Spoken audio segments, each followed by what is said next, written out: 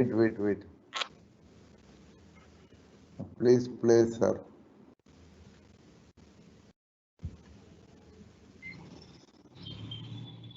Varun, sound is not there.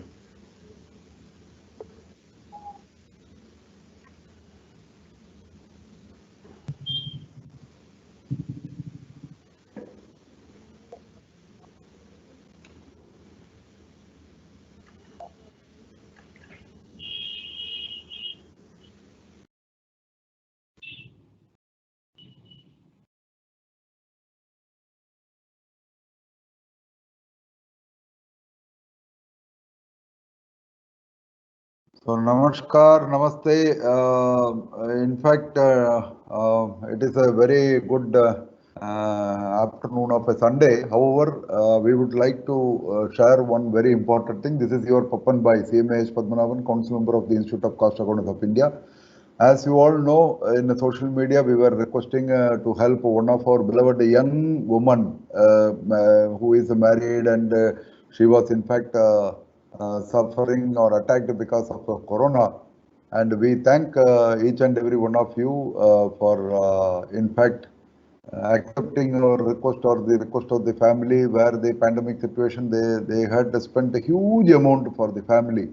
And many of you, including the student fraternity, including the members, even unknown people who have seen our this thing, they have contributed and sent personal messages to me. Many thanks. But the unfortunate news is that today morning at 7:30 a.m. That inevitable happened because of huge cardiac arrest. That is what it is. It is CMA Tania Mondal, and let us all pray for her departed soul and give peace and strength and whatnot to the bereaved family members, I should tell.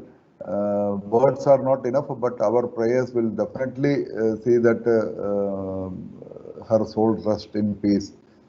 This is one important information which we would like to share before we start our webinar on Ind AS 32, that is the financial instruments presentation.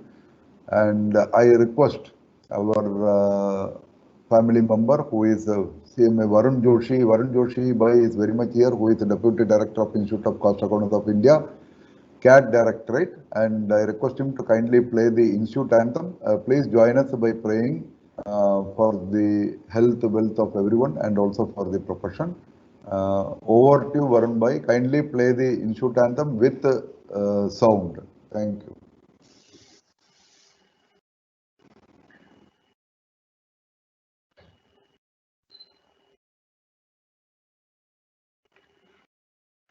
Pradeep sir, no sound. You have to unmute your this thing, Pradeep. तमसो मा ज्योतिर्गमय मृत्योर्मामृतं गमय असतो मा सद्गमय तमसो मा ज्योतिर्गमय मृत्योर्मामृतं गमय ॐ शान्ति शान्ति शान्ति.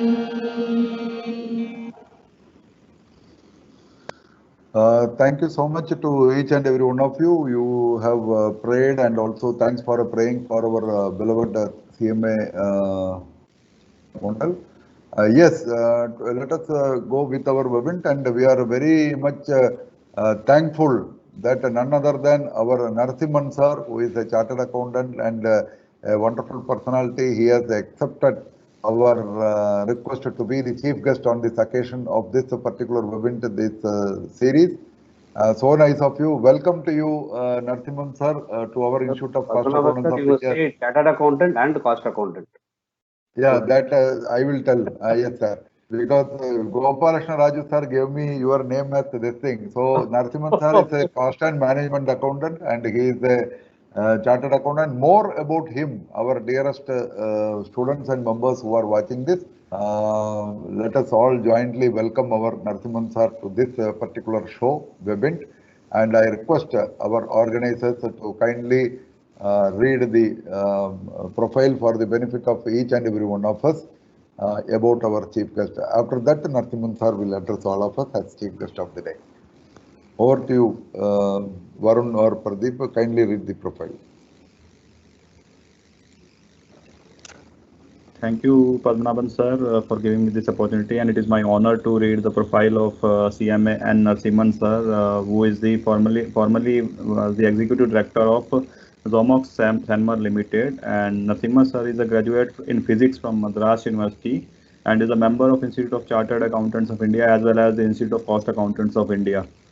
After having held leadership position till 2015 in finance, held CEO position in Tecmus Product India Privates and lately Zomox Sanmar. He was worked in multiple segments in companies like Tecmus Product India Private Limited, Modine Thermal System Private Limited, Gates India Private Limited, Mendo India Private Limited, and he has had active involvement in industries associations like CII, AMCHAM, RAMA, FTA, PCCI. We welcome you, CMA and Narasimhan sir, and it is our honor to be you with us, and we hope that your knowledge will be helpful for us. Thank you, sir. Thank you for coming to our webinar. Now over to Padmanabhan sir. Thank you so much, Narasimhan sir. In fact, in the future, in your profile, you can tell that you are the chief guest of your own beloved Institute of Cost Accountants of India. That can be another thing. So kindly, please inaugurate this session, sir, and also give your address as our honorable chief guest. Over to you, Narasimhan sir. Good afternoon, everyone. It's a pleasure to be in the midst of the CMA fraternity, and it's a bigger pleasure for me. Probably, in my tenure, I've had chances of interacting with members in industry associations. In the professional body, probably this is a good start for me. I think I must thank Gopal as well because of his perseverance in pursuing me to join this webinar. Okay, me and Gopal, we have a longer association courtesy. He was my junior in school as well. So though I've not interacted much during the school days, in our professional careers, we have interacted quite a bit.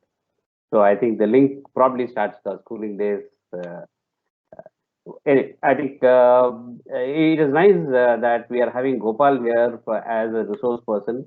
I have been following Gopal's webinars because across India, whether it is in any of the industry associations or in governmental statutory bodies or in any of the TV shows. So I think we are lucky to have him here as a resource person, and I'm sure I'm also going to learn a lot of things. As I had shared that the last 4-5 years, I have not been actively involved in the finance because I was in the managing director CEO's position. So for me also, this is going to be, there are a couple of final points are going to be a learning points. I have a lot of takeaways during this seminar. So I'm happy to be part of this seminar as well, and glad that I could be a chief guest for this. Okay, one small addition is my father was a cost accountant as well. Very good, very good. Super, sir. Many thanks, Narasimhan sir. So nice of you. Yes, as you said, along with you, we will also be very glad to listen to GKR Bhai. We call him GKR, Dr. GKR, Okay. my younger brother. And in fact, he has been very helpful. Not only this pandemic situation or whatever it is. Since last October or September itself, we have started the webinar series. In those days, it was only webinar. So during the pandemic situation, we changed it into different platform called Webint, webinar with interactive session, where the participants also can ask questions, and there will be this thing. Earlier days, what will happen? It will be like one way, this thing only. Faculty member has to himself read the question or this thing and chat and reply. It was like that. Now it has become live, so that visual impact plus audio impact and having the everyone in under one umbrella. This has made this thing, and GKR by each month, Narasimhan sir, minimum 8 to 10 programs he normally does as per my request since October. I am telling last, not this October, 2020. I am talking about 2019. So earlier he used to be like any other faculty members to come to the physical platform and does it, and now through this. And many youngsters are now following JKR Bhai because of his way of teaching. They are also learning Narasimhan sir. So nice of you, Narasimhan sir, for joining us today and inaugurating the session as the chief guest. And it is very good to know that father and son, both of you are cost accountants. Fantastic. So family has that costing in the this thing. That is very good. So let us now listen to Jigar Bhai. Jigar bro, if you can kindly unmute your mic and proceed with your this thing. Now next 1 hour is totally yours. And by the end again we will join you with any questions from our members. Of course, Narasimhan sir will give that remarks before we ask the question, or concluding remarks he will be giving. So over to you, Jigar Bhai. Padmanabhanji, before I think going by the versatility which Gopal is displaying, I think we must also ask him to make a presentation on how he manages his time between interacting with students, practice, as well as his family. The third part is very, very important. Yes, over to you. Yes, Jigar. Thank you, sir. Yes. Very good afternoon, folks, and special thanks to our beloved Central Council member, CMAH Padmanabhanji, for making this webinar happen. Because as rightly mentioned by Mr. Padmanabhan, from last October, it's almost more than a year. So this is 13th month we are running a continuous webinar schedule, and all credit I must say to the Karta of Webinta, CMAH Padmanabhan, and most important, the kind of support that has been extended by members at large. So you must also be equally appreciated for continual support. Today's chief guest and my senior from school days, very rightly he has mentioned, Mr. Narasimhan, that we didn't have much of interaction during school days. Maybe number one, I'm junior at that time, and in school days interactions among friends only we used to, especially among the same age group. So that doesn't mean that presently he don't look like that much age, but by maybe by the seniority, he is senior in my school. And first of all, let me thank Mr. Narasimhan for accepting to be the session chairman and chief guest for this session. And this topic is very, very interesting. And we want to actually present this topic in 3 parts. Financial instruments as such is, I will not use the term called very difficult, most complicated. All these words I will not use it. I will only use one word. The number of pages is more. The financial instruments are 32, 109, and 107. I will call these 3 standards as Trimurti or Tridev. There was a film, a Hindi film called Tridev, where 3 heroes. They will actually. That's actually a trend in Bollywood. So multi hero. From there only multiple heroes. From Sholay period, we have that concept. Tridev was a very interesting movie, and I will only call this India is 32, 109, and 107 as Tri Shakti or Trideva, or we have Teen Deviya in this. And we need to actually understand this standard in 3 steps. Step 1, financial instruments presentation. Step 2, financial instruments recognition, actually measurement, recognition, derecognition. That is actually in 109. And financial instruments disclosure. What and all has to be disclosed in the annual report, that is in the financial report, that is in 107. Now, if at all we directly go to 107, we will not be in a position to actually appreciate why this has been mandated to be disclosed in the financial report. So therefore, 32 and 109, I will say 32, we need to have a thorough understanding. Why? Because 32 only defines, 32 only explains, 32 only says classifies, okay, this is a financial asset, this is a financial liability. Now, let me take this term called financial instrument. Today, physical assets are there. Especially, I want to share with the two annual reports I will be sharing with you. One, especially a listed company, which is a manufacturing giant, Reliance Industries Limited annual report. Snapshot alone I will show you. Second, I will show you South India's finance giant, that is Sundaram Finance Limited. So Sundaram Finance Limited's annual report 1920 also I will show parallelly. You will actually understand how important the financial instruments standard is with respect to these two annual reports. So let me first start with the objective. This particular standard doesn't start with para 1 for your information. Even though you have 50 paragraphs, we have 50 paras in this India is 32, and along with that we have an appendix A. Appendix A is the application guidance. Generally, the 3-digit standard 107, 109, if you go there, the appendix A will be the definition. You have a definition is appendix A. But here, all the 1-digit Ind AS and 2-digit Ind AS, you don't have definition in appendix A. You have definition as part of the standard. So in Ind AS 32, in 3.2, 1 is missing actually. So double 1, para number 11 is definition standard.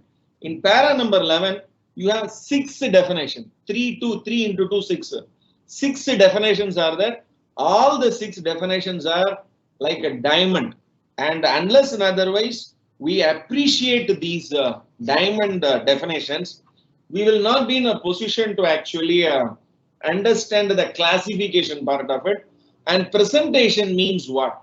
Presentation means, I repeat, where it has to be shown. For example, I need to actually take you to para 2, especially para 2, where it makes it very, very clear.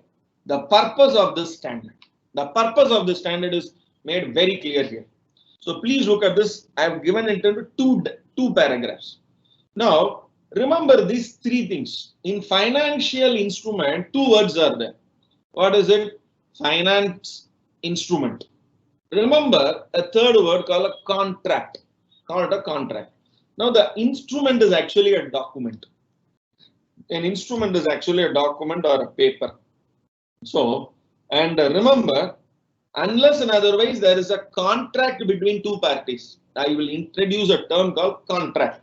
This entire standard stands on one very important foundation.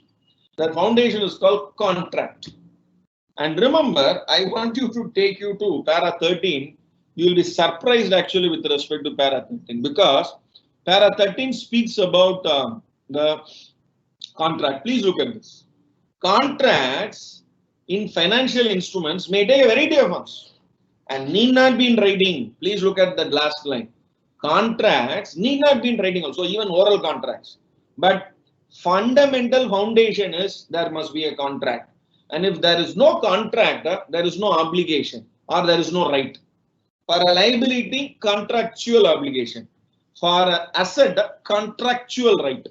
So that word is very, very important. And if the contract is missing, you need not come to this Tridev section. What is Tridev standards? 32, 109, 107. This Tridev India is you need not come. Now, point to be noted, finance means give and receive. Wherever you give and receive money, finance is money. Okay. Now today, in a balance sheet, you have, what do you call it as financial assets, non-financial assets are there. Now let me start with the non-financial asset. What is a non-financial asset? Land, building, your inventory, Okay. Now, apart from this, you have financial asset where you have to pay, you have to receive. That means that that term will mention that, oh, there is a liability to pay, there is a liability to receive. I mean, there is a right to receive. You have a right to receive, you have the obligation to pay. What is it? Trade debtors, sundry debtors. Sundry debtors, you have a right to receive. Sundry creditors, you have an obligation to pay. So, they classify this under financial assets, financial liabilities.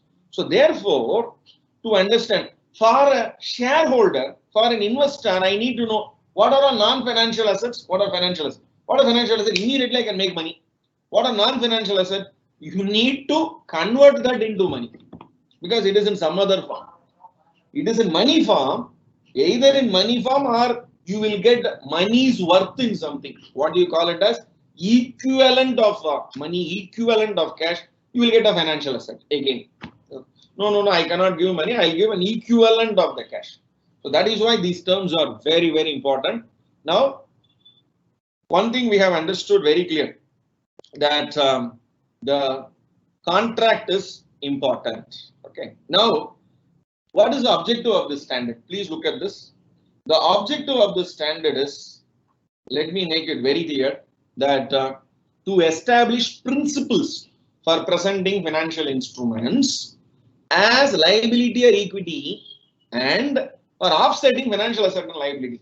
Today it is very, very common. We have my good friend, the senior friend, Mr. Narasimhan from industry.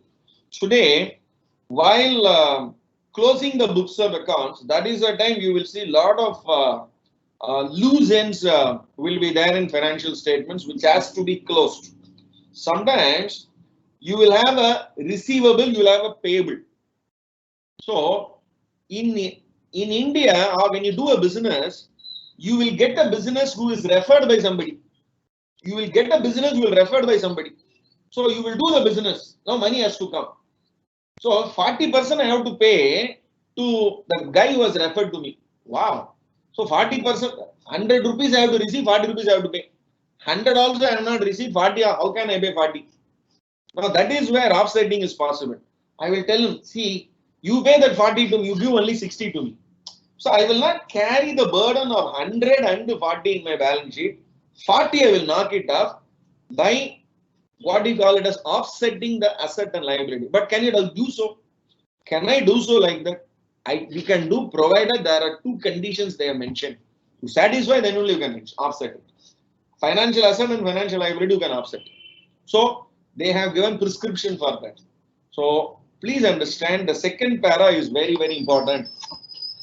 It applies to classification. So this is why the other name for presentation, financial instruments presentation. Financial instrument presentation, if you have to present it, you need to first classify. Oh, this is an instrument. Is it a financial asset or a financial liability? Or is it an equity? You need to actually understand these three. That is why financial asset is defined, financial liability is defined, equity instrument is defined. Ind AS 32, 3 into 2, 6. 6 definitions are there. Out of 6 definitions, 3 definitions is this. What is financial asset? What is financial liability? What is equity instrument? Actually, there is one definition which is a super definition. I will say the karta of these three. Karta of these three is financial instrument.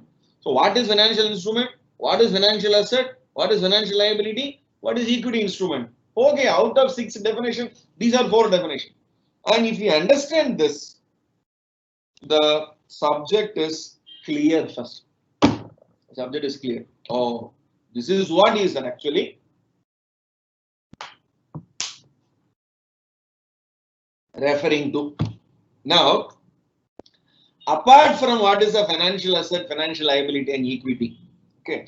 Now, I'll just give you a very interesting example. Now, there is a preference shares. If I ask a student doing what is it? The CMA final or intermediate. Oh, preference shares. Preference share. Share means it should come in share capital. Now, will it come in equity? That is the question. That is the question. Now, the standard makes it very clear. What is the contract between you and preference shareholder?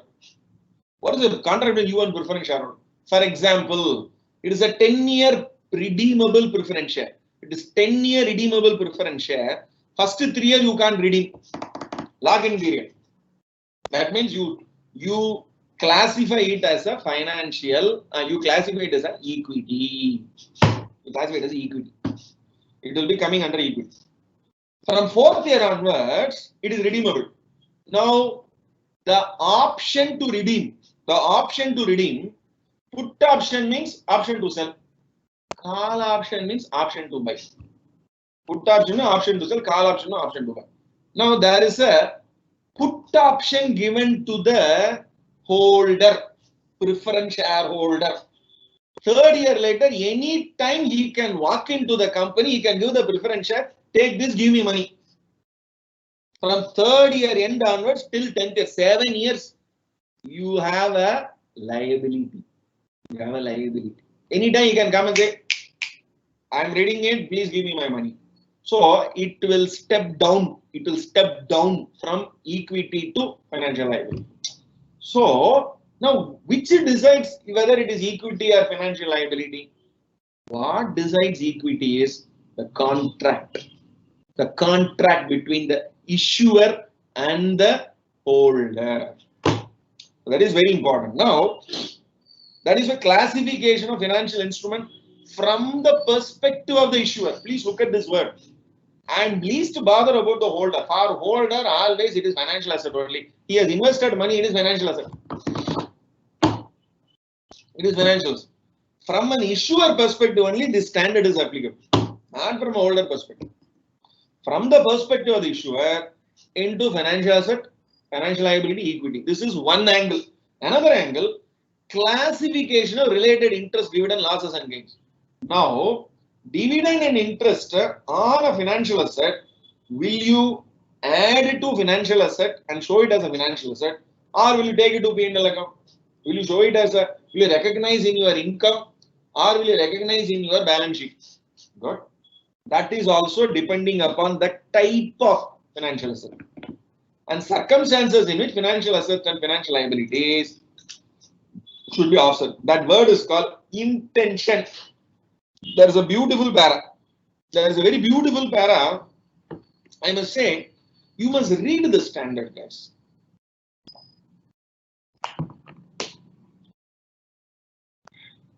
Standard has to be read to enjoy the beauty of the standard.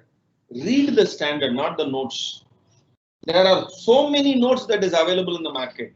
So many PowerPoint that is available in the market. You go to the Google, you go to YouTube, innumerable number of things are there. But you know which one will give you clarity, which one is authentic, which one is the AGMARK, which one is the ISI, the standard, the respective para. Now, I am now taking you to an example. Okay. Now it is 12:30. I will take another 30 to 40 minutes to explain what is a financial instrument, financial asset, liability, equity instrument, and offsetting, treasury shares, master netting arrangement. Like this, I will try to introduce the concepts which is discussed here and also relate that to the presentation part. Okay. Now please look at this. This is Reliance Industries Limited Integrated Annual Report 2019-20. Integrated. And I want to make one observation that integrated reporting has already started in our country. Sustainability reporting. The sustainability reporting in one form is integrated reporting. And please look at the balance sheet. This is a manufacturing company. And I will also show you another balance sheet of a finance company. This balance sheet of 31st March 2020 belongs to Sundaram Finance. Now, please look at Sundaram Finance balance sheet. It starts with financial assets. It starts with financial assets. Okay. And please look at financial assets category. All these are financial assets: cash, bank, derivatives, receivable, okay, loans which is given, which you have to recover, and investments which you have made in other companies, and other financial assets. All these are financial assets. So, but please look at the Reliance Industries. This is your equity and liability. This is your assets, and your assets. Please look at assets. I start with non-current assets, then I go to current assets. In non-current assets, I start with the property, plant, and equipment. But in what do you call it, Sundaram Finance, please look at this. Where is your property, plant, and equipment in non-financial assets? Okay, so it all depends upon, because that is an NBFC, that is a regular company, okay, manufacturing company. So this is the format in which you have to actually present as per the prescription. Now, please look at where financial assets are there. Our focus is only that. I'm only going to take that because I'm going to make a clarity here that financial assets out of 8 crore, please look at this, 8 lakh crore, out of 8 lakh crore non-current assets and 1.66 lakh crore. The biggest item is financial asset investments. So out of your total assets 9 lakh crore, 4 lakh crore is your financial assets. Note number 2. Note number 2. This note number 2 alone, I am going to actually blow it up, and then I'll come back to the respective para. Now, please look at investments. What is note number 2? 4,19,073 crores. That much money I have invested. Okay. Now, so I don't want to actually discuss everything. I'll only take one item. Please focus on that item alone. And maybe if I have to discuss the entire balance sheet, I need 4 hours time minimum. Okay. So I'll only take only one item, and I'll try to only explain that particular item with reference to Ind AS 32. Okay. Good. Now please look at the 4,19,073. Note number 2. This is investment. Now this 4,19,073. I'll give the first 4 line breakup. Please look at the 4 line breakup. 4,19,073 is broken into another 4 lines. What is it? Financial assets measured at amortized cost. Now I am slowly introducing this word. Amortized cost. Financial assets measured at cost. Financial assets measured at fair value. There are again 2 lines with respect to fair value. Financial assets measured at fair value through OCI. Financial asset measured at fair value through PL. Now you have a condition that is prescribed in. You have a condition that is prescribed in 109. 109. How will you measure? Because the measurement is not in 32. How will you measure? Measurement is not in 32. Measurement is in 109. So they have given condition. If you satisfy the 2 conditions, you will measure such financial asset at amortized cost. Now, what is amortized cost? I'll explain. Okay, amortized cost, fair value alone I will slightly explain, because fair value is defined in this standard. 32 it is defined. Of course, fair value you have a definition in Ind AS 113. That definition only taken here. Good. Financial assets measured at amortized cost, measured at cost, measured at fair value through OCA, measured at fair value through PL. The total is 490. Wow. And each one I will blow it up. Each one I will blow it up. Please wait. Now, this standard has some exclusion. This standard has some exclusion. This standard is not applicable for investments, for certain financial assets. Now, what is a financial asset? What is a financial asset? What is a financial liability? We will. I will take you to the what you call as a definition part of it. But for your investment, for your information, under financial asset we have investments. Investment is a financial asset. Now, what investments are financial asset? Investments in my own subsidiary, investments in associates, investments in joint venture. Will that be considered as an investment? Yes, it is investment. But remember, I want you to take you to the para number 4, scope. In para number 4, they made it very clear. Please look at this. It is excluded. the valuation, the measurement is excluded from 32 because those interest in subsidiary, please look at this. This standard shall be applied to all entities, all investments, all financial assets, all liabilities, to all types of financial instruments, except. Why except? You have a separate prescription in other standard. What is that other standard? 110-27-28. There is actually a Pancha Pandava standard.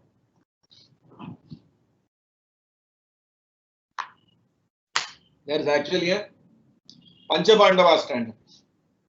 110, 111, 112, 27 and 28. These 5 standards deal with the consolidation. So, interest in subsidiaries, for example, I would have invested 75% in my subsidiary company. 25% is minority interest.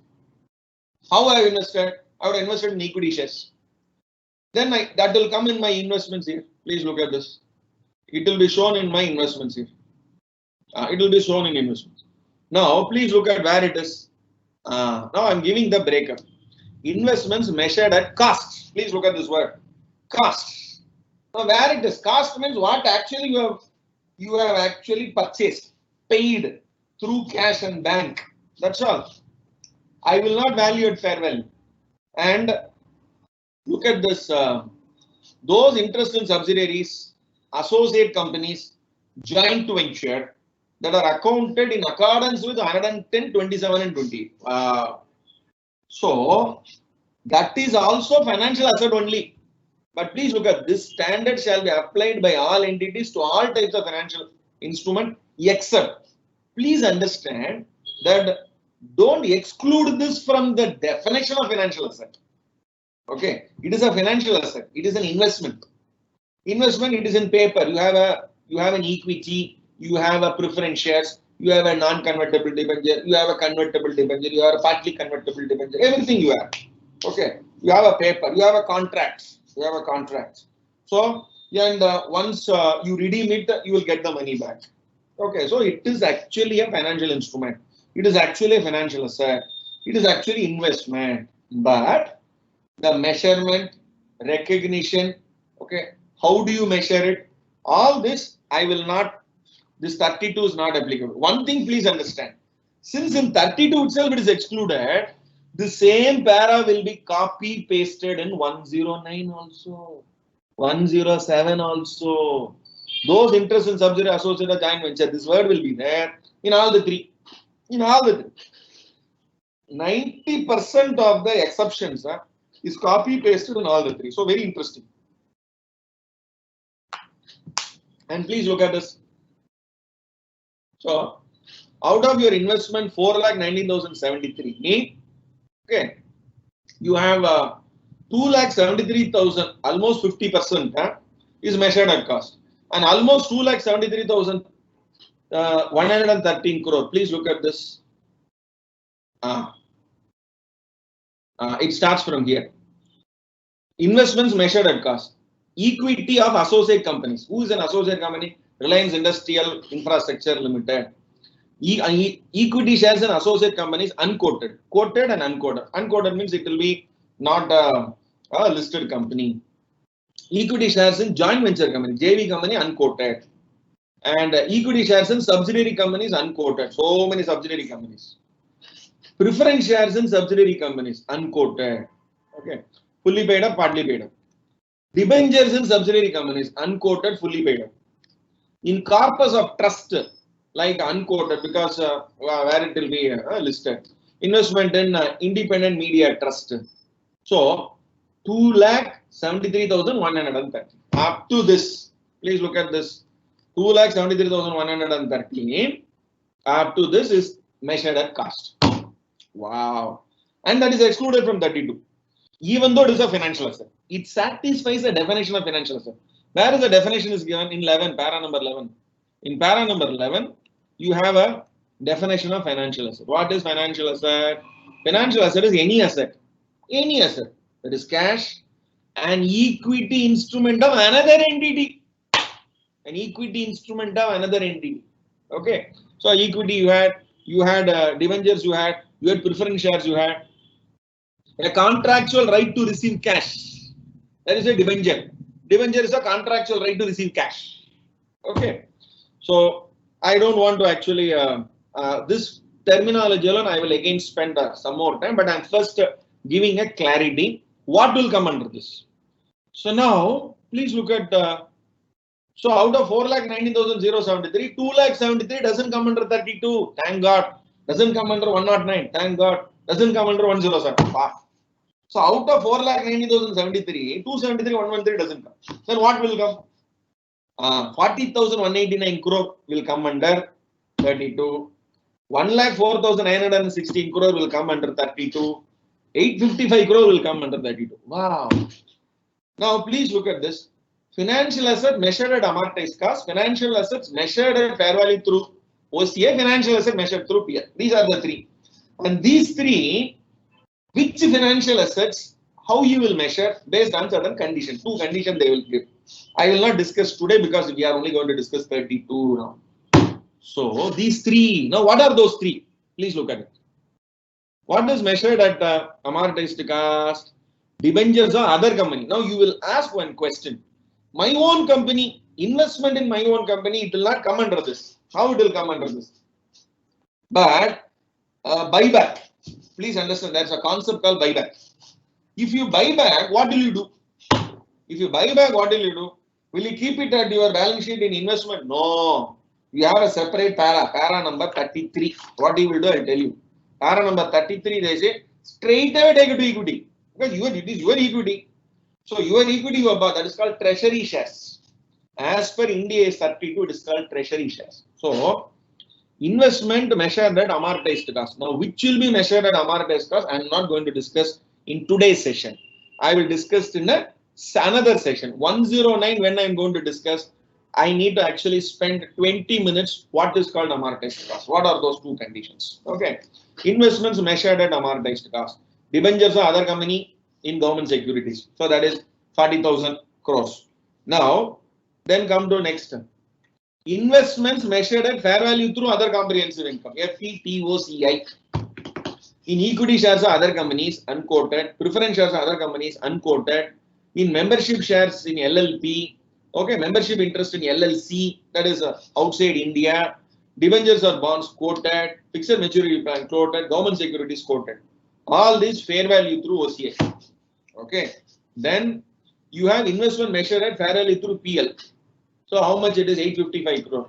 In equity shares of other company, quoted. Equity share other company, unquoted. Preference share other company, unquoted. You have a condition actually. Only when I explain those three conditions, two conditions applicable for amortized cost, two conditions applicable for your fair value through OCI. And if these two are not applicable, you will measure at fair value through PL.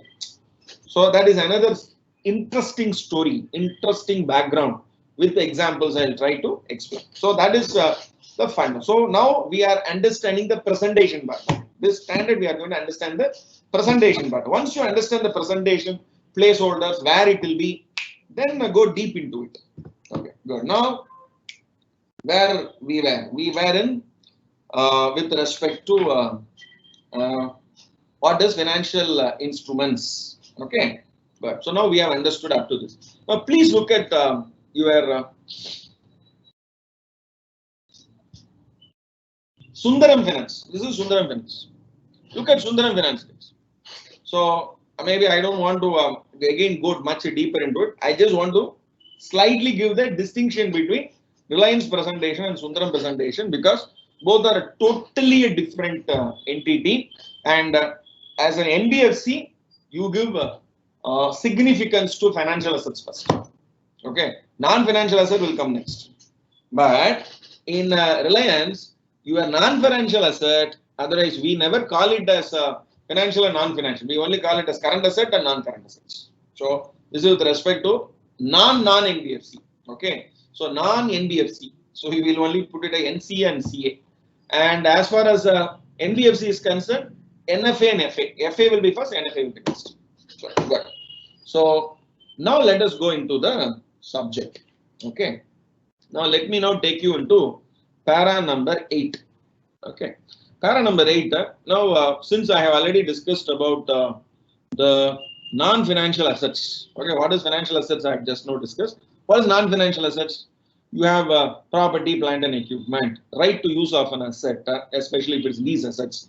Intangible assets, other intangibles. All these are non-financial. Your furniture, okay, your computer, your server, okay, all this stuff will be under non-financial assets. Now, I'm taking you to para number 8. Now, this is a very, very important para. Why? Because this standard shall be applied to those contracts to buy or sell a non-financial asset. Oh my God. You should not stop your understanding studying by this para alone. This is wrong. You have to read the entire thing. And you know the most important word here? Contract to buy or sell that can be settled. Up to this also, if you read, you are wrong. That can be settled net. The word net, 3-letter word alone, changes everything. Changes everything. For example, I enter into a contract. 1 month later, I want to buy a car. I want to buy a car. Okay. 1 month later, I buy a car. I enter into a contract. Okay. Now, I agree a price. The price is 4 lakhs. 4 lakhs. Now, if the contract is to buy a car for 4 lakhs, it is not a financial instrument. Because you are obligated to pay money, he is obligated to deliver. So, it is for goods and services. This word, please understand this. Goods and services. Now, here I am buying a good, okay, some commodity. 4 lakhs. But in the contract, I say that can be settled net in cash. Net in cash. Now, on that particular day, I will find out what is the market price. Market price. And the market price is actually, remember, market price. I am going to buy a car at 4 lakhs. Okay. And market price is on that particular day, 1 month later, it is 4,40,000. Wow. What I will say is, see, I don't have money. I cannot pay you 4 lakhs. Now, contract says settle in net, not settle in cash. Please understand. Settle net in cash. Net. What do you mean by net? See, I will not give 4 lakhs. 4 lakhs and 4 lakh 40. What is a net? 40,000. 40,000 you give me. I am exercising. I want my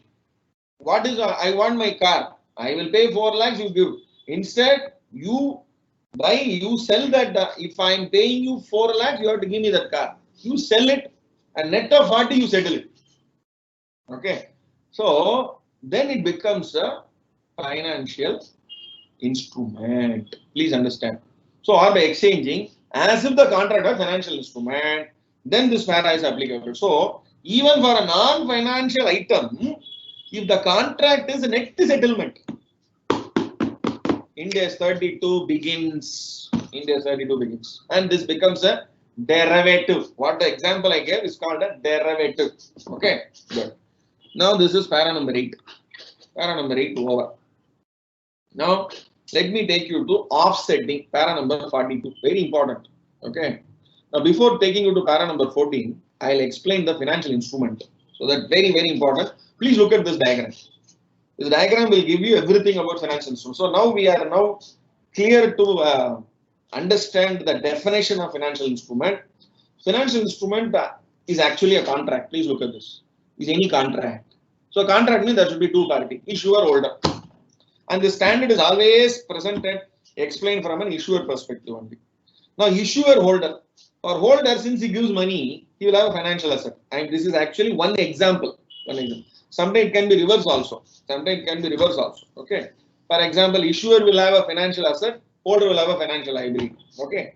One side of the coin I have explained. Okay. One side of the coin. So please look at this. I have just explained this, the definition. A financial instrument is any contract that gives rise to a financial asset of one entity.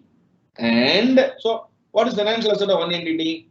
Example, money is given by the holder to the company.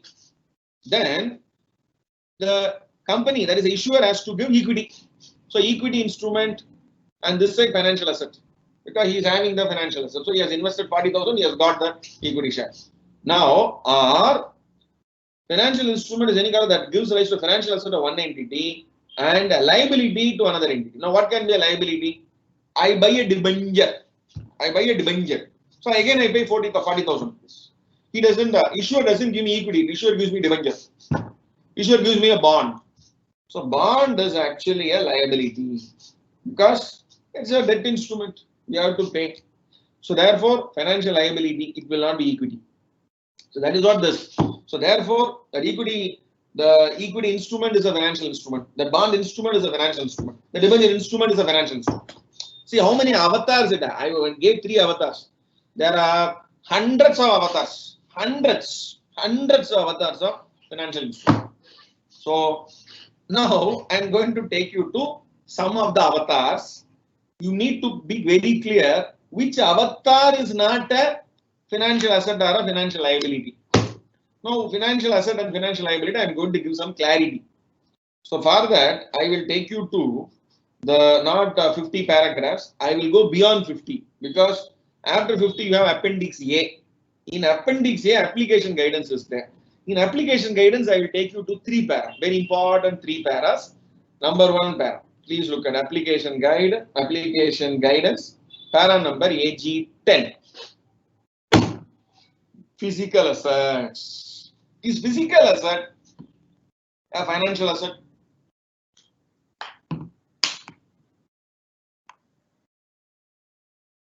No. Why? Physical asset like inventory, property, plant and equipment, right of use asset, especially lease. Okay, you have taken on lease. Okay, right of use asset. Okay, and intangible assets such as patents and trademarks are not financial assets. Why? Why? The control of such physical assets, right of use assets, and intangible assets create an opportunity to generate inflow. So using that only you will generate. You have to use that. That only will generate economic benefit.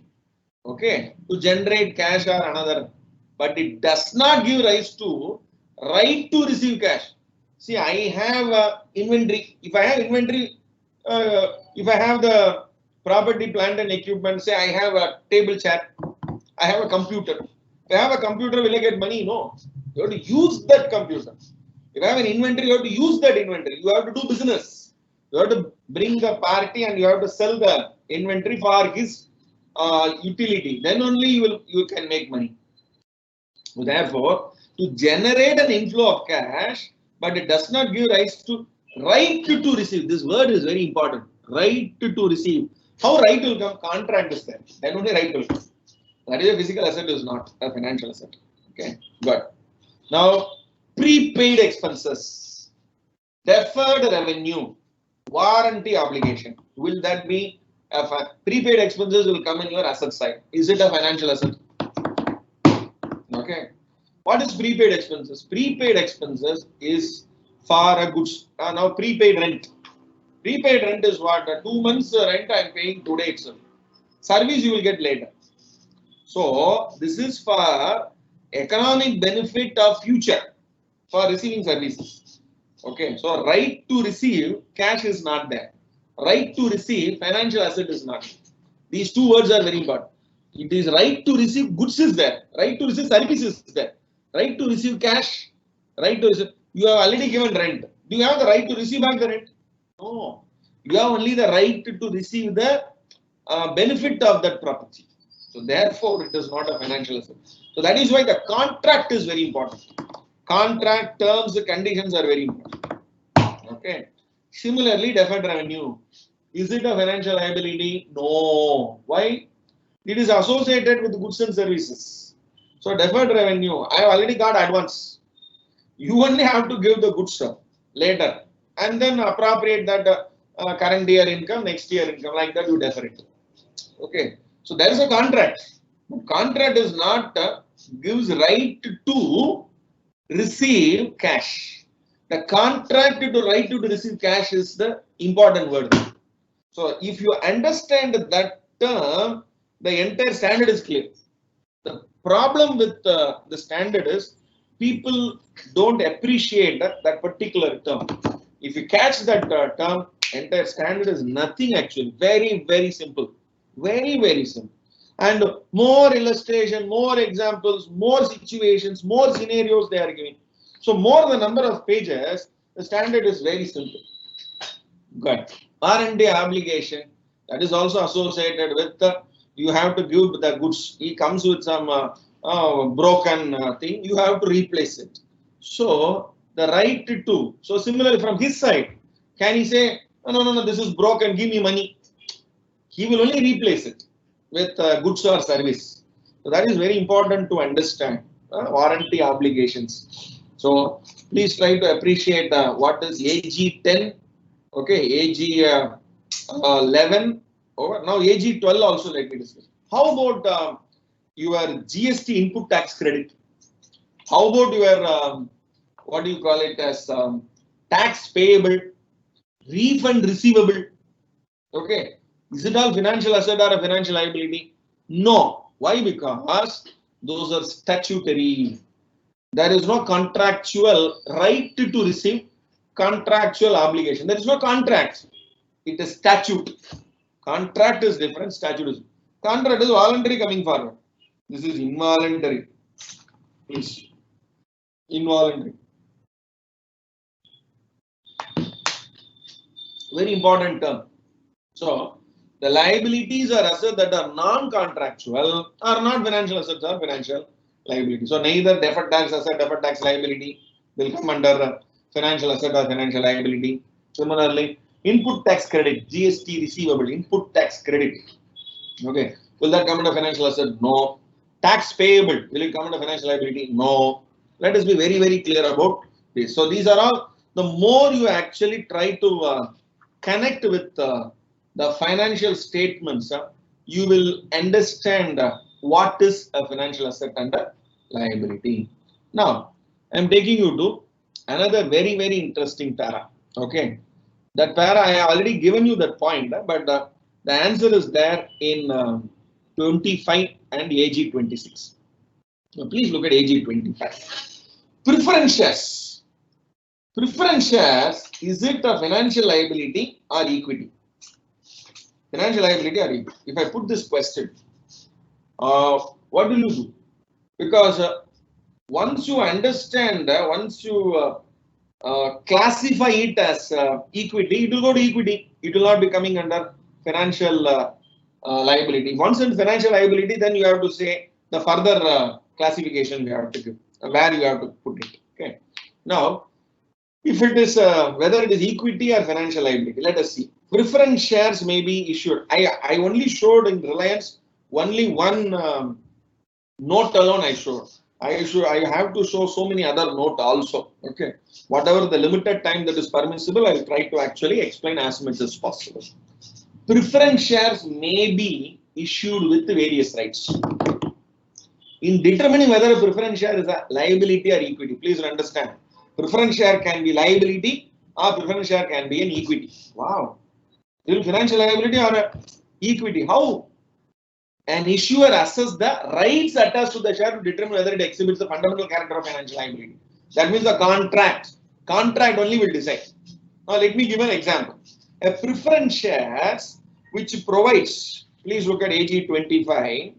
A preference shares, okay, which provides for redemption on a specific date at the option of the holder. Who is holder? Holder is the investor. Okay, the shareholder, preference shareholder. So redemption is at the option of the holder. He will come forward anytime and he will say, "Give me my money." That is what the example I gave the first. So if the right is with him, you are obligated to pay any when he will come. You don't know. So don't classify under equity. That is actually wrong classification. Wrong classification. That wrong presentation. Okay, because this year anytime he will come. Not necessarily all preference shareholders should walk in and ask money, but liability. But like, and you will say it is a financial liability. Okay, so please note down this point. But the entire concept is reverse. AG 26. Please look at AG 26. Now, when preference shares are non-redeemable, the appropriate classification determined by the other rights attached to them. For example, when distributors or holders of preference shares, whether cumulative or non-cumulative. What is cumulative? You don't give the interest, I mean the dividend portion. Okay. And non-cumulative means you distribute the dividend portion. Or the discretion of the issuer, I will only decide whether I have to cumulate it or non-cumulate it. So then the shares are equity. Please note down. So when it becomes equity, when it becomes financial liability, this is what classification matters a lot. Okay. So that is your AG 26. Good. Now come to the netting part. Okay. Come to the netting. Very, very important. Offsetting. Okay. I'll take you to para number 42. 42 is very important. Okay. I'll take another 5 more minutes to 10 more minutes, and after that I'll close. By 1:10 I will close it, because wish to hear from Mr. Narasimhan also his feedback. His feedback. Please wait. Offsetting a financial asset and a financial liability. So I just gave a point alone, but here I want to actually focus one more point. It's called the intention. When you can actually net as financial asset and a financial liability. Patar, Damal, you can actually take it. Okay. From balance sheet, it will be Govinda. It will gone. So how it will happen? A financial asset and a financial liability shall be offset, and the net amount only presented in the balance sheet. So I said 100 crore here, 60 crore here. See, he says, sir, COVID, I am not able to pay you. This guy is saying, for me, COVID, you pay me. He only recommended that client. So I told him, see, unless he pay, I can pay you. You are, now let us enter into a tri-party agreement. Okay. So contract, please look at this word contract. So a financial asset and a financial liability shall be offset, and the net amount only will be presented when and only when. Look at these wordings. When and only when both the conditions are satisfied. What is first condition? Currently has a legally enforceable right to set off the recognized amount. Now legally, how can I set off? Both the parties must agree. Then that means there should be agreement here and agreement here. Or I must have a tri-party agreement. So legally enforceable right. Very important. Legally. The word legally means it should be put in writing. So even though in para number 13, contract says need not be in writing. The word only says need not be in writing, but there are certain places where it should be in writing. Now, how will you prove that you have an enforceable right to set off? Okay, so unless or you have a contract and written and signed, okay, communicated, and this sentence is the most, I will say, the most practical thing. Intends either to settle on a net basis. Okay, intention. See, I want to settle that liability. I want to settle. Now, how will you settle? Only when you receive answer. Further, you have to take efforts to collect. That guy is also not paying, and this guy, how will you pay? Intends either to settle on a net basis or to realize. Okay. Now, what do you mean by settle on a net basis?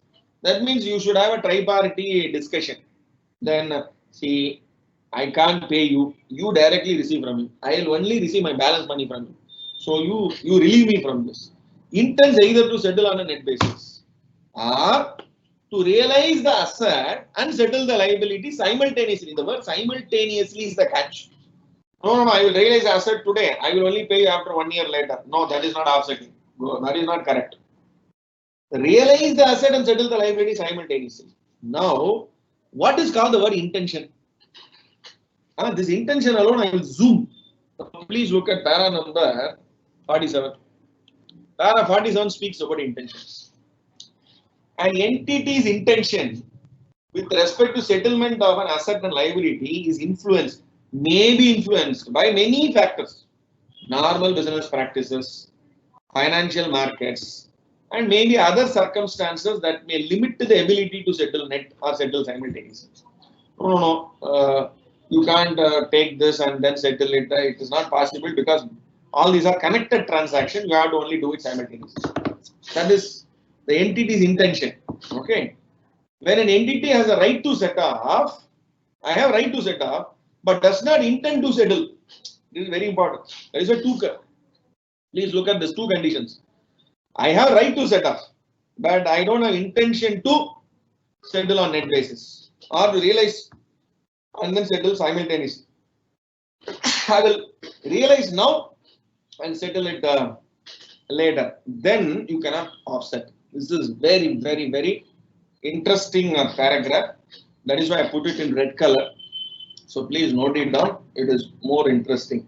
Now, since I have discussed about the intentions and offsetting, I will also discuss about master netting arrangement. My God. So this is netting. There is a master netting arrangement. What is master netting? You have a with one holder, you have multiple contracts this side and that side. What do you do? An entity that undertakes a number of financial instrument transaction with a single counterparty that may enter into a master netting arrangement with that counterparty. Very important. Entity that undertakes a number of financial instruments with a single counterparty, that is most important. Okay. So such an agreement provides for a single net settlement of all financial instruments covered by the agreement in the event of default or on termination of any one contract. Okay. So that is possible. So no. Again, getting, giving, because please look at this. Such an agreement provides for single net settlement. When you will do single net settlement of all the financial instrument in the event of default of any one contract or termination of one contract. This is very, very important paragraph. So you can do so provided the contract gives you that possibility to do it, the right to do it. Okay, good. So that is with respect to now definition of financial instrument I already discussed. Okay, then clarity on NFA also I have given. Treasury shares, last but not the least, I have the last 1 minute to discuss. I'll take you to 33. Very interesting para. That is with respect to treasury shares. Now I buy my own shares. Now I want to make one interesting observation here. Okay, does this standard applicable for own equity instruments? Answer is no, because measurement of own equity instruments 32, 109, 107 not applicable. 113 is applicable. India's 113 fair value measurement is applicable for measurement of own equity instrument. Own equity instrument measurement 32, 109, 107. There is no purpose at all. There is no purpose. My own instrument, why should I measure it? Okay. So unless and otherwise there is a need for amalgamation, merger, takeover, ityadi, then only I will do that. Then I will go by India's 113. Not 32, 109 or 107. Okay. Now, what is treasury shares? If an entity reacquires its own equity instruments, so buyback. Okay. So I have 40 crores. I have bought back, say 5%. So 5% is actually 2 crores. Now 2 crores you would have bought at 3 crores. 2 crores you would have bought at 1.5 crores, whatever it is. If an entity reacquires its own equity instruments, can you make profit with your own self? Please answer this question. You can't. It's your own equity. You bought it at higher price, lower price. Can you say it is profit or loss? You can't. It's very, very important para. That is why. No, my own share, I made profit out of it. Investment, you sell, make profit. Investment, you make loss. That you recognize in P&L or other comprehensive income as per the prescription.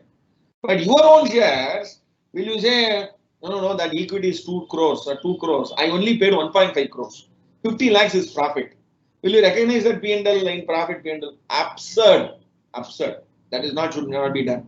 If an equity reacquires its own equity instrument, those instruments shall be deducted from equity. Very simple. Aram se. No gain, no loss shall be recognized in P&L on the purchase, sale, issue, cancellation of entities' own equity instruments. Very important para. 33. Okay. Such treasury shares may be acquired and held by the entity or by other members of the consolidated group also. So maybe my shares actually I need not buy. I will ask my subsidiary to buy from my shareholders and they will hold it because money is not with me, money is with my subsidiary. Okay, by the consolidated group. Consideration paid or received shall be recognized directly in equity. This is the catch. This is the catch actually. So para number 33. So guys, I wish actually I want to share still a lot of examples on this, but there is a time constraint, and I'm sure I have shared maximum information with the limited time that has been given to me, and I'm sure I have done due justice to this particular topic, and I wish to hear the reflections and the views from the section chairman CMA Narasimhanji also. So thank you very much, and over to the organizers. Yes, Narasimhan sir, once again we welcome you, sir. As GKR Bhai told, we would like to hear from you, sir, as chairman of this session, also as a chief guest. I think, Gopal, I think it was a wonderful presentation. I could sense the passion in which you are presenting it. But the only thing I would say is, I know, आपने त्रिदेव से शुरू किया, आपने सनी देओल दिखा दिया, माधुरी दीक्षित दिखाया नहीं है. You would have liked to see Madhuri Dixit more than this. Anyway, I think Gopal, it was a good presentation. I think he had taken us through the complete facet of it, but I'm sure this is a topic which is very, very deep. A couple of points I thought I'll just share when we start interpreting the definitions and things. I think during my student days, one of my income tax teachers used to say, you know, whenever the department wants to give you a benefit, the definition is narrow.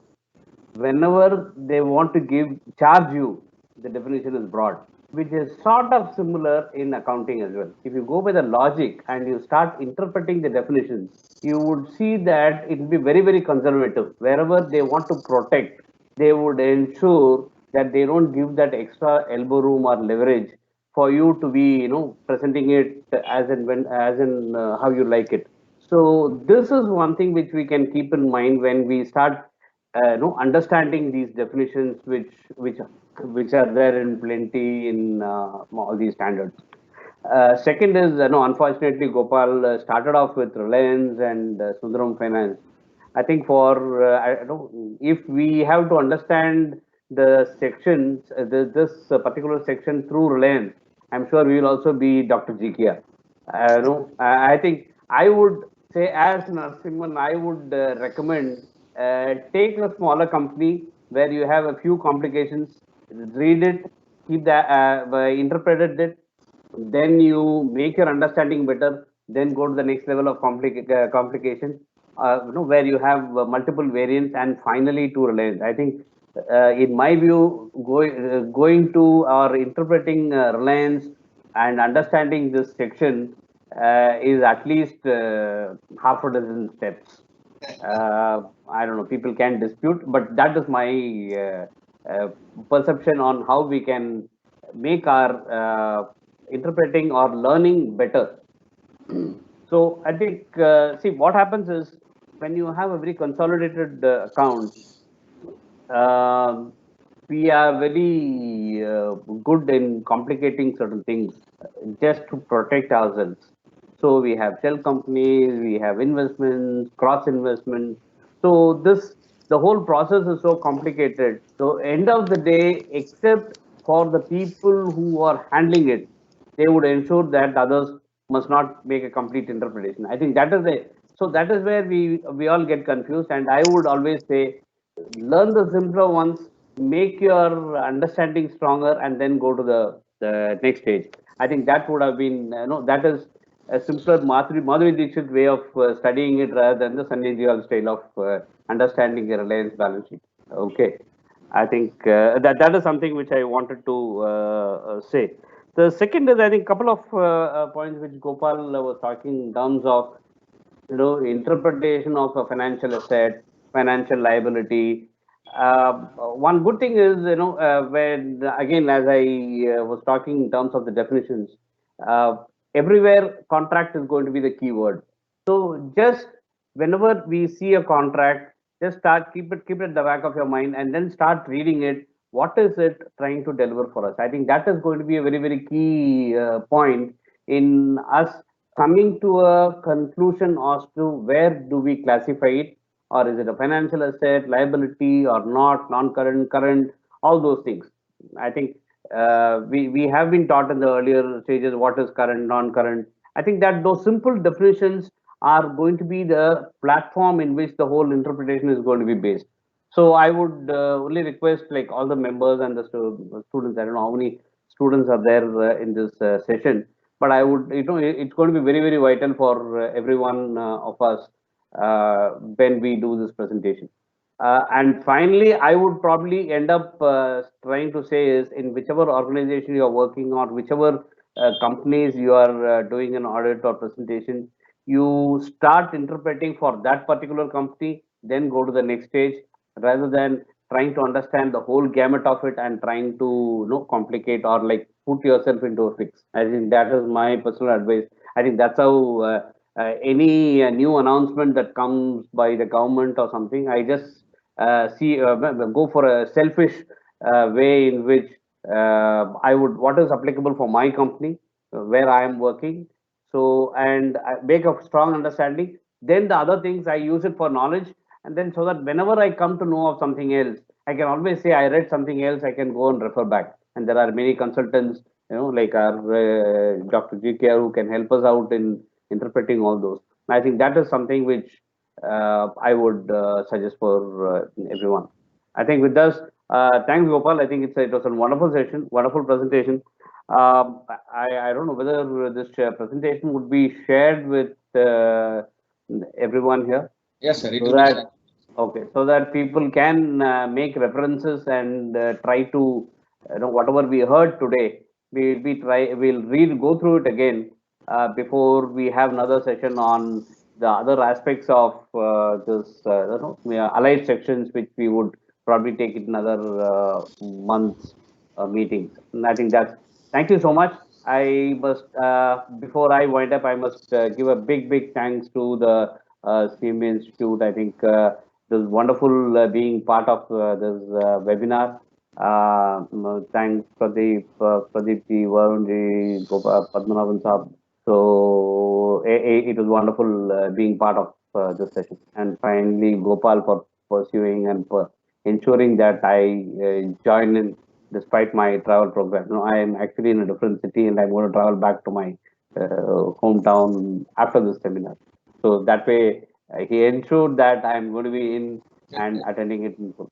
Thanks so much. And if there are anything else, we would probably, any questions, because I saw a couple of questions which are which had come up. I think if Gopal we'll be coming to that. Sir. Yeah, I think Ravi, who probably no, is that, working no, in I will, US, sir, that I will take care. Don't worry. Okay, right. Okay, So, thank you so much. thank you very much, Narasimhan sir. So nice of you for this thing, and also a piece of advice. One thing which is the cryptic meaning from what Narasimhan sir has conveyed, dear participants, including students, whoever it is that update yourself. The announcements are coming from the government very frequently nowadays. For that, as a professional or as an employee or as an entrepreneur, we need to update. If we update ourselves, then only we can ask the consultant or other people as to what is the interpretation of this particular announcement or whatever it is. So update your this thing so that you can fine tune your skill. That is the message what Narasimhan sir is giving to us today through the session. Very nice of you, sir.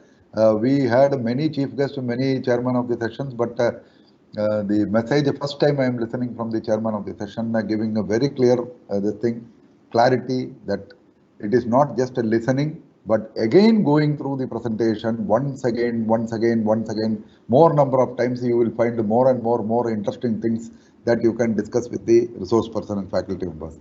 And thank you so much, Narasimhan sir. Please be with us for a few more minutes. Sure. And GKR Bhai, the first question goes like this from Anil Dumne, honorable participant from Pune. As Narasimhan sir also started, he is asking the question. Reliance has shown financial assets in non-current and current assets, sir. Then how 32 only is applicable to non-currents and not current assets. Sir, can you repeat the question again? Is it in published one? Yeah. Reliance has shown financial assets in non-current and current assets. Yeah. Then how this 32, Ind AS 32 is applicable only to non-current and not for current assets? No, it is not like that. Actually, in disclosure, if we go, that is in 107, they would have mentioned it very clear. For example, there is a financial asset which is the receivable, and receivable will be within the 12 months, and some of the receivables will be greater than 12 months. So that classification, that bifurcation, they will do with respect to current asset and non-current asset. So financial asset, which will be current asset, is for which is receivable in the next 12 months, and which is receivable after 12 months, they will classify under the non-current asset, financial asset. So that is actually not forming part of 32. It is a prescription in 107. So that is why if you read all the three together, we'll have a little more inputs in it. So that's the point there. Next question, if anything thank you so much, sir. And P. Ravi, sir, our honorable member from the United States of America. Maybe he is happy with the result, or the result is declared there about the president or not. I don't know. Yeah, but he is seriously attending all the webinar from USA. I am watching. Sir, he is asking, sir, the Microsoft, Google, LinkedIn, TCS company branches are there in several countries. In such case, the Ind AS 32 applicable for financial instruments, and the accounts have to be prepared as per accounting standards. Now the question is, how the financial instruments are classified and accounted in consolidated financial statements of all countries, and how the consolidated financial accounts are shown in the finance balance sheet in head office at USA. That is consolidated financial statements of all branches in various countries.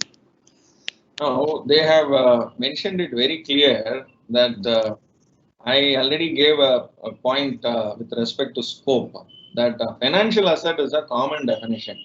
Whether 32 is applicable or 107 or 109 is applicable, it depends upon, for example, investment in subsidiaries, joint venture and associates.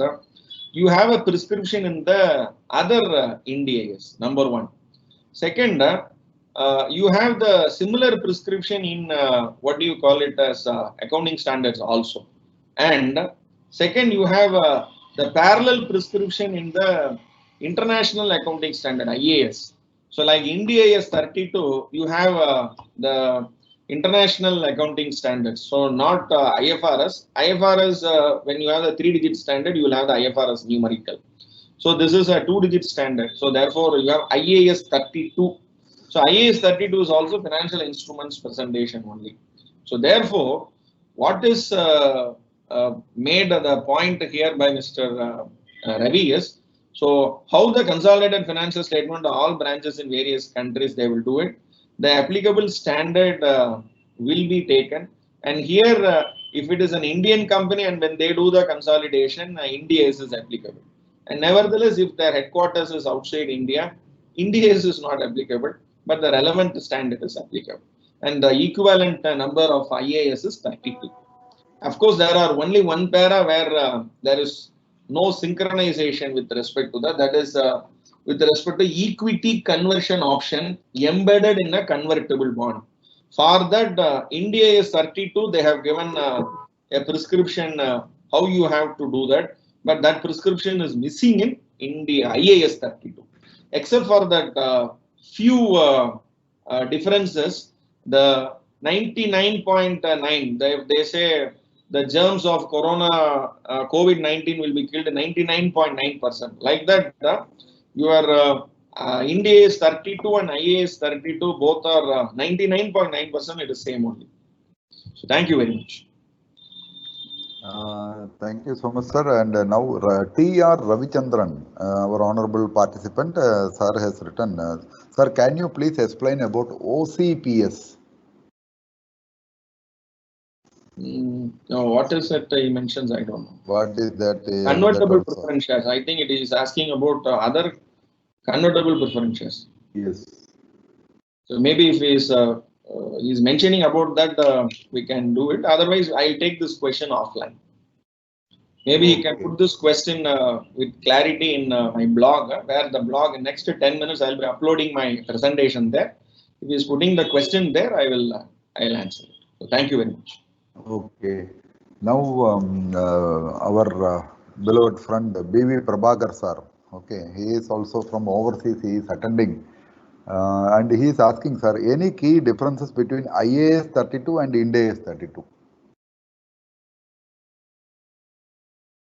Sir, that is that one difference which I mentioned, where you have in financial liability in para number 11, I repeat, in para number 11, the definition of financial liability in B2, they have included one paragraph. That paragraph is for equity conversion option embedded in convertible bond, which is denominated in foreign currency, to acquire a fixed number of entities' own equity instruments.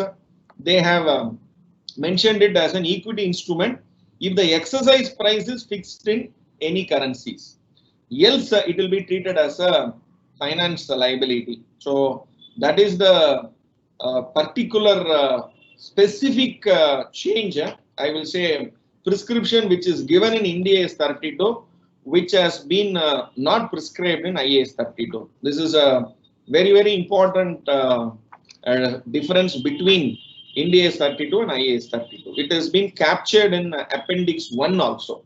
In Appendix 1, they have given it very clearly that this is the main difference between Ind AS 32 and IAS 32. And sir, Arijit Bandopadhyaya sir has written, good afternoon, sir. Please suggest a company name in whose financial statement AS 32 is exhibited with more clarity. Any company's name? Actually, even if whatever the example I have given you, there, whatever prescription your standard says, they have actually given that in the notes itself. For example, what is a financial liability? How we will recognize? What is a financial asset? How we will recognize? And with respect to whenever you have an impairment of financial asset and liability, how will you do the impairment and how will you recognize in your PL account or in your OCI? So whatever is prescription given in standard, their paragraph is actually taken and then given in the respective notes. In the respective notes, it will be there. 99% they only give this. And if you go to the audit report in key audit matters, every auditor will mention this particular point. Wherever the fair value is measured, they will say the assumptions and the future cash flows, whatever they have considered, and especially the Sundaram Finance with respect to the credit loss, the expected credit loss, the lifetime credit loss, 12-month credit loss. All this, there are a lot of or what do you call it as possibilities, credit risk. So out of 100 customers, who is a customer who will not default? Who is a customer who will default only 20%? Who will default only 40%? They will go by the past experiences. But whether past will continue in future is a bigger question. So that is why all auditors in their key audit matters, they make this observation very clearly. So whatever the calculation they have brought out and they have provided in books of accounts with respect to credit loss, it is only an arithmetic and we cannot comment more than that, other than the past data, what they have actually extrapolated. So point to be noted is this is a standard where you have to actually interpret only with respect to the respective experiences of the company. So every company, I will say, it is unique.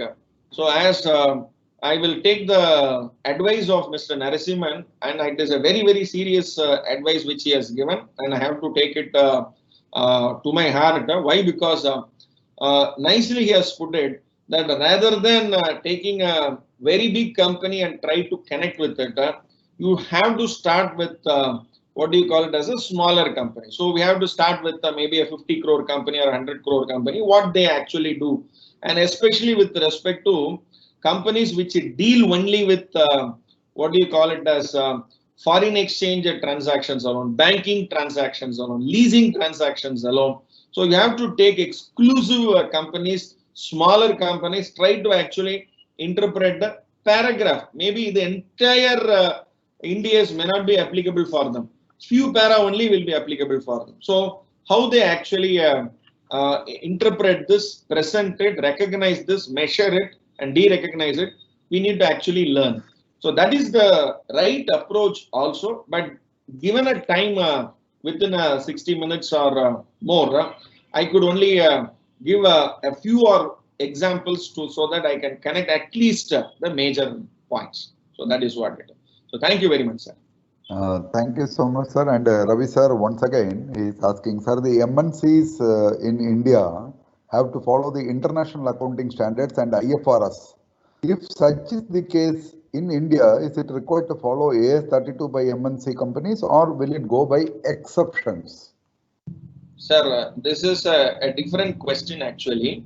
The moment you are an Indian company, you are incorporated in India and you satisfy the certain prescriptions which has been given, the applicability of Ind AS, the phase 1, phase 2 applicability, you can't, I cannot take a liberty saying that no, I will not do Ind AS, I will only apply the international standards. It is not so. You are an Indian company, you have to adopt, you have to apply Ind AS. Second, Ind AS is different, IAS is different, it is not so today. It is only a Desi version of your international accounting standards. And being an Indian company, you can have multinational operations. You have to consolidate. For example, you are an Indian company and you have 4 subsidiaries outside India. One in Dubai, one in UAE, one in United States, one in Australia. You have to take their respective subsidiary accounts up, convert that to your Indian presentation, and then you have to consolidate. There are companies who actually do in other way also. Even though subsidiary, the applicability of Ind AS, they made it very clear. If Ind AS is applicable for parent, it is also applicable for subsidiaries. I repeat, it is also applicable for subsidiaries. So applicability, you have two possibilities. Every entry you want to actually book it in Ind AS only, or I will book it in my country, and for consolidation time, I will actually convert to Ind AS and then I will consolidate. So you have 2 mechanisms where the company can do it. So we need to case study 1 like this, case study 2 the other way.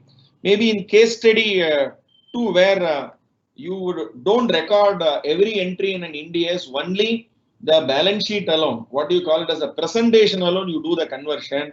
So there the applicability will be different. So whatever may be, Ind AS is applicable. Sir, I will explain it little differently, because I have seen it from the other side. You are seeing it from a auditor's perspective. Please, sir. As an employee perspective, I can share it this way. Anywhere where if you have to do a statutory filing in India, for that legal entity, follow what is in India or what is in India. And as far as consolidation is concerned, the corporate office, like I have worked in many multinational companies, at the end of every, we used to have 2 financial years, one for December and one for March. For the purpose of December, the audit is done in a perspective, what is applicable for the parent, which is in say US or Europe. Whereas for the purpose of March, if you have to file it with ROC in India or with tax in India, you follow the Indian standards. I think this is in a very broad way what I can explain. I think the same way, like if an American company is consolidating the accounts from the Europe or from Australia and other things, they take care of all those significant differences and report it for the corporate in US to come when they do the consolidation. That's how the auditors do, and also a reason why you see Big Four operating in a big way in all these, because the communication is a little more easier. I think that's the industry perspective I can share. Super. Excellent. Superb, sir. Perfect. And I think, Ravi, sir, the subsequent question, I think already Gopalakrishna Raju, sir, has already answered with regard to will this be followed by these MNCs like that you have given. However, for the benefit, by any chance, if GKR sir or Narasimhan sir want to add, I will read his question. The final one. Sir, there are companies like Amazon, Uber, Ola, Flipkart, FedEx, DHL, etc. having branches over covering 146 countries or more out of 215 countries in the world. Different countries will have different accounting standards. In such a scenario, how to consolidate and how the financial instruments in the consolidated financial statements in the head office. Will this accounting standard 32 be followed by these MNCs? I think Gopalakrishna Raju sir explained for this particular question. Yeah.